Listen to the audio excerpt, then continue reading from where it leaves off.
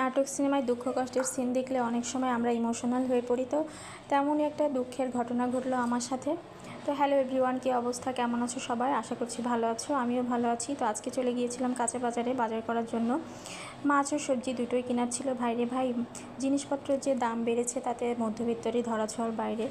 তো যেহেতু মাছ কিনবো, প্রথমে মাছ বাজারে আসলাম। যেহেতু আমরা মাছ কেটে নিয়ে যাই, সেই জন্য আগে মাছটা কিনে কাটতে দিই।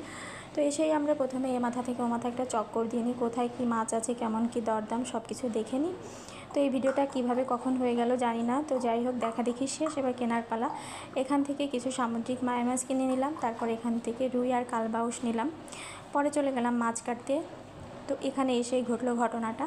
এখানে মাছ কাটতে দিয়ে কিছুক্ষণ দাঁড়িয়েছিলাম, তো আমার পাশে জীর্ণ শীর্ণ জামা পরা 12-13 বছর বয়সী একটা ছেলে এসে দাঁড়ালো।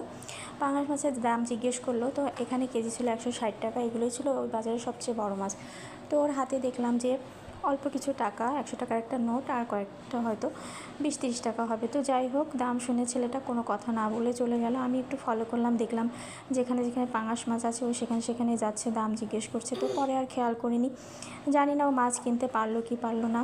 তো আমার ভীষণ মায়া হচ্ছিলো, মনে হচ্ছিলো বরকে বলি যে ওকে কিছু টাকা দিয়ে সাহায্য করো, কিন্তু আবার ভাবলাম আমাদের তো টানাটানি অবস্থা।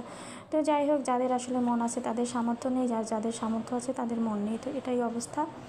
জানি না, আমার বারবারই মনে হচ্ছিলো যে ছেলেটা কি মাছ কিনতে পারলো না কি এমনি ও ফিরে চলে গেল। তো ধন্যবাদ সবাইকে, ভালো থাকবে সবাই। ভিডিওটি ভালো লাগলে অবশ্যই লাইক কমেন্ট করবে।